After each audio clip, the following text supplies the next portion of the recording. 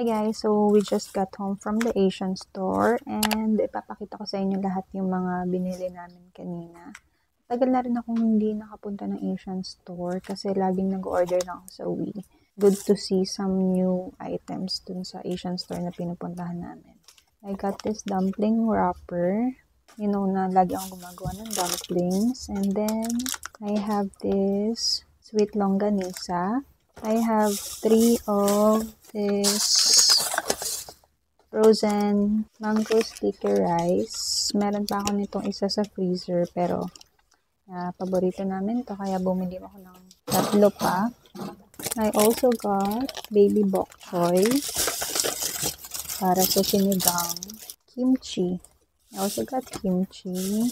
This one, gusto lang namin itong i-try bago lang itong nakita namin doon sa Asian store. Bango Pang Sweet Red Bean Waffle.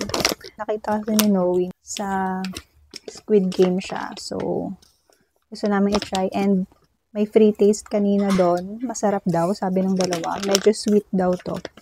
So, pwede siya sa air fryer. Kaya kinuha ko din to. 2 packs ng kimbap. Ayan siya guys. Kimbap. And kumuha ko ng chopsticks. Nagustuhan kasi ni Savia to. And kahapon, diba kimbap is like sushi? Kahapon kumain kami sa Japanese restaurant. And yung order kasi ni Savia is sushi. Kaya lang, spicy pala yung order niya. So, hindi niya na masyadong nakain. Kaya ayan. Meron siyang kimbap. Ito, sa free taste din kanina. Masarap din siya. Medyo mahal nga lang. Para sa dami ng laman niya. Bibigo din siya.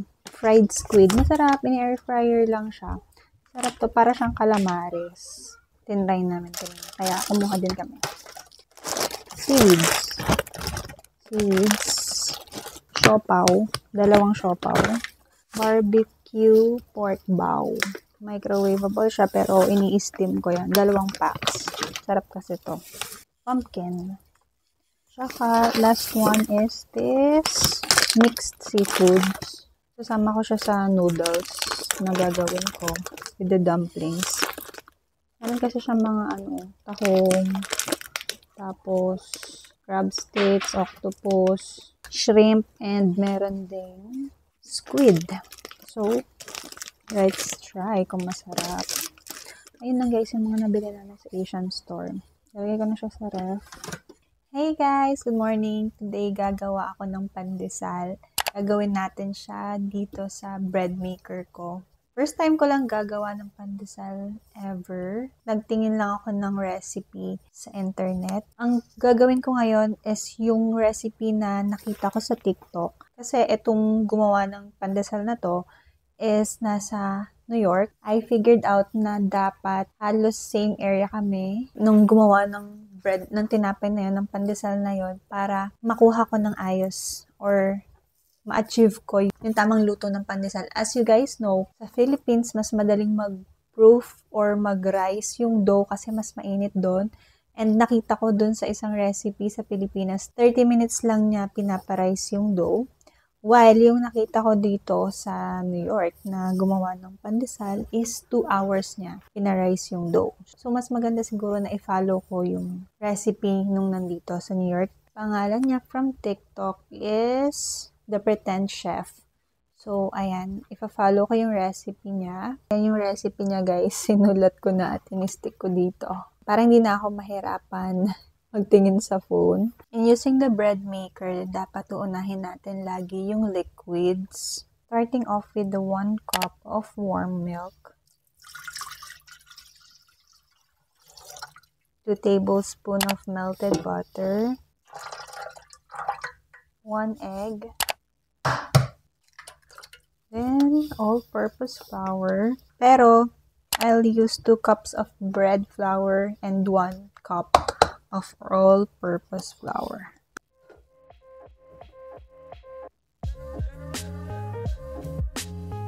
One-fourth cup of sugar. Medyo matigas na tong sugar ko. 1 teaspoon of sea salt.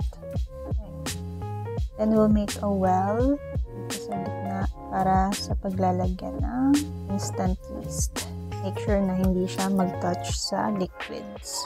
And then I'll put 2 teaspoons of instant dry yeast.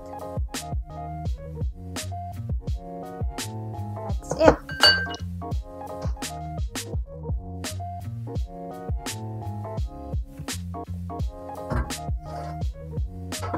And we'll lock it in place. Lalagay natin siya sa leaven dough kasi hindi natin siya dito i-bake dahil i-roll pa natin siya mamaya. So, lagay natin dito sa 13, function 13. 1 hour and 30 minutes lang siya. Let's start. That's how it looks like.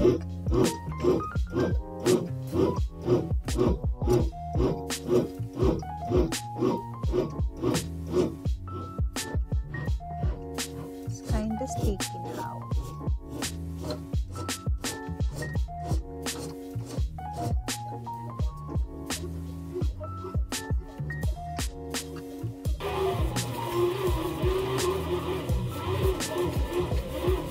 Nag-rise na tong pandesal dough natin. So, tatanggalin ko na siya. Ilalagay natin sa baking pan.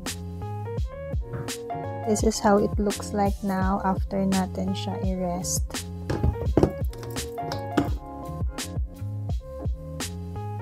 Pa-punch down ko lang siya para ma-release yung mga gas.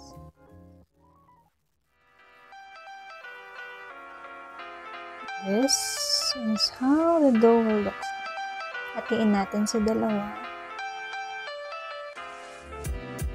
Then we'll form it into logs. I don't have a rolling pin, so yun lang siya. Don't worry guys, malinis tong kitchen counter namin. I'm not expert sa baking and first time ko lang din tong gagawin. Kaya guys, please bear with me. Di pa sila pantay, di ba? I-roll natin siya sa breadcrumbs.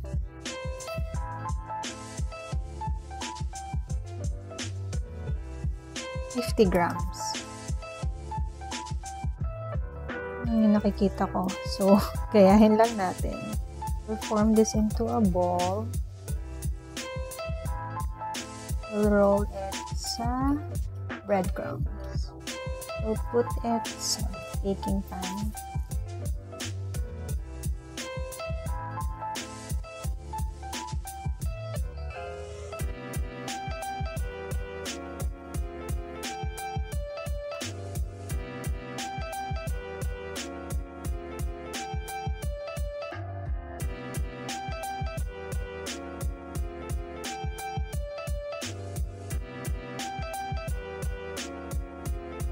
Na siyang mag-proof guys. It's now ready to bake. As you can see, expand na siya. Almost double na yung size. Nakaka-bake na ako ng pandesal.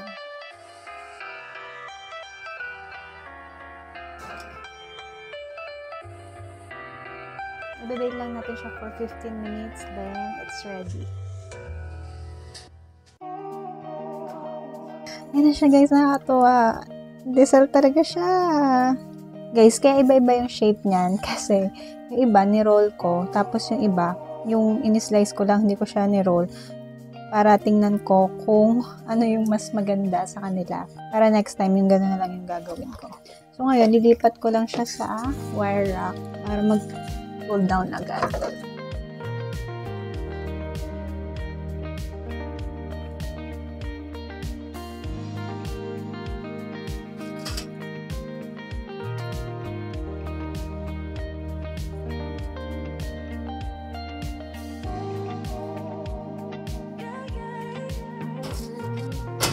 Serve na natin.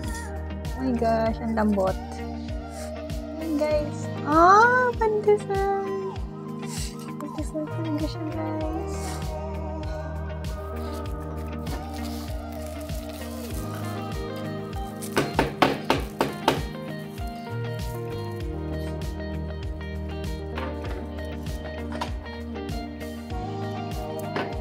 Ah.